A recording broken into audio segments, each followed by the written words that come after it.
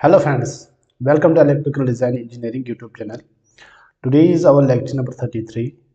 This lecture is actually the continuation lecture from 29.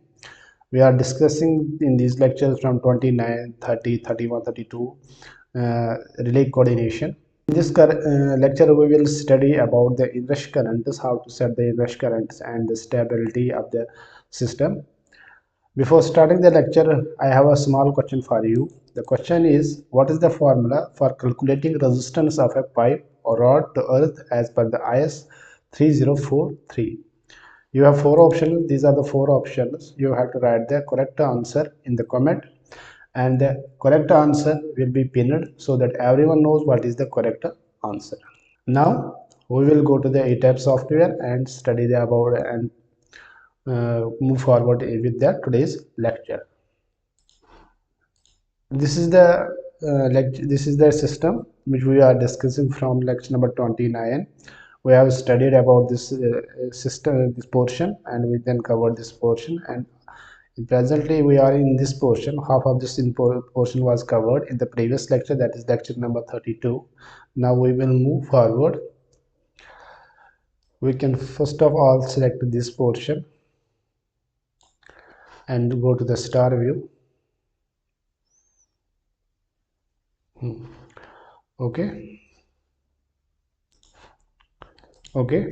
uh, First of all, I can zoom this diagram, that is this SLD portion which I have selected, and bring it here. Now, in the previous lecture, we have coordinated the relay 2 and relay 4 so that the relay 4 provided backup protection to the relay 2.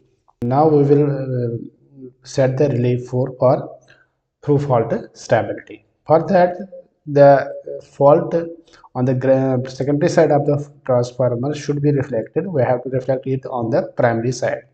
For that, we have to perform simple calculations like, see, this is the primary voltage. I will zoom it first of all. This is the primary voltage of the transformer, and this is the secondary voltage, and this is the fault current. I can show you the fault current is here. I will show you the fault current settings. You can see here the fault current is on the secondary side is 42.0.084. okay, and I will go to Excel again, and this is the fault current on the secondary side of transformer. We have to reflect it on the primary side of the transformer. The fault at primary side should be multiplied with the transformer ratio, and it will become 2.76097. As per the IEEE 242 standard, we have to add the 150% of stability margin. When we add the 150% stability margin, this fault current becomes 4.14, and our city is 200 by 1. So what will be the current on the secondary side of the city? So the pickup, instant pickup value will be 20. So we have to divide with this with 200, and you will become, it is 20.70. So our pickup value is 20.70. So now go to the relay 4 editor and activate the instantaneous window, and the relay pickup value is 20.7. that is the our primary current. The primary should be 4140, and delay second will be 10 milliseconds. Then click OK. Now you can see this is the through fault stability, and you can see the difference between okay, 1 minute, the difference between this and this is 150% or 150%. Now go to the transformer editor page. Inside the protection, you can see the inrush values. If the manufacturer does not give the inrush values, then you can select as per the IEEE 242 standard that inrush currents are 8 times of the primary current. Okay, what is the primary current? I can check here, 1 minute. Primary current is 175, and the 8 times of primary current becomes, I can calculate. See, what is the primary current? Primary current is 175 into 8 times of primary current becomes 1400, that is the primary current is 1400, and click OK. You can say the inrush value is in the non-operating region of relay 4. So relay 4 will not operate during the inrush currents. For the line to ground fault on the secondary side of the transformer, this line to the 0 sequence current is of the line to ground fault will not be reflected on the primary side, because in the primary side the delta, the 0 sequence currents will circulate in the delta windings, but it is not reflected with the in the relay 4 in this primary side. So for a check, you can do one thing. If the line to ground fault is not cleared by the relay 2, it will be reflected as a phase fault on the primary side. For that, if you have to coordinate the line to ground fault, the line to ground fault of the relay 4 with the phase fault of the relay 4 or relay 4. You have to coordinate the line to ground fault of the relay 2 with the phase fault of the relay 4. Now the second step is that we have to coordinate the relay 4 with the upstream relay. So that for that I can go to the single line diagram and select the remaining portion, that is relay 4 and relay 5, and go to the star view. Okay. First of all, we can zoom this portion and bring it here for easy understanding. Now I will open the relay editor of relay 5, and here we have selected the very inverse IEC very inverse standard curve, and the pickup value is 1 and the time dial is 0.4, and click OK. Now we can measure the time dial here, time difference here. It is, we can measure here, it is okay, it is 0.147 seconds, and here we can measure again.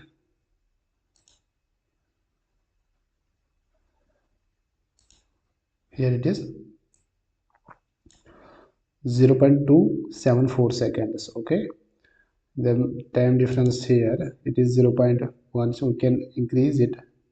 It should be around, we can make it little bit 0.2, it should be 0.2. Okay, now it is set.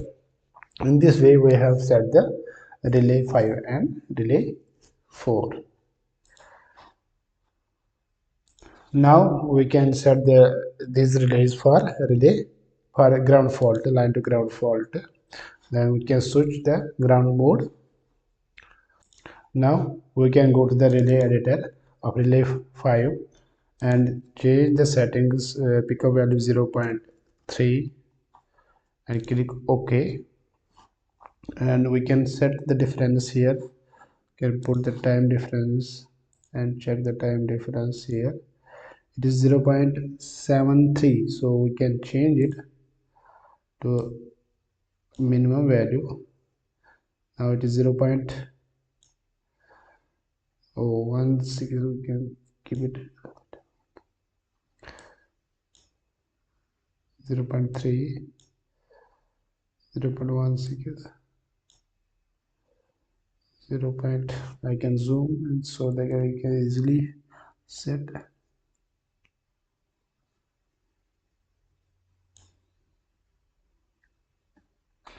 Okay, it is around 0.2 because it is not going exactly 0.2, it is around 0.2. Okay, now we have completed the all the relay coordination of the entire system. Now we can apply the fault and see the sequence of operations. We can apply the fault here and see the sequence of operations. See, first one, this one, then 2. We can open the relay sequence viewer. Here the first one is fuse, then relay 1 will operate, which will operate the circuit breaker 2, then relay 2, relay 4, and relay 5. This is the sequence of operations which is going on with their time given here in milliseconds, and I can close. Now there is another feature in the Etap, that is star auto evaluation. Whatever the setups we have performed, Etap can perform using the star auto evaluation. It can evaluate your system based on some rules. There is some rule book based on IEC, ANSI standards, and based on that standards, he can evaluate your system and perform the settings. I can have a small look on the star auto evaluation of the Etap. For that, you have to select all whole network and go to the star auto evaluation.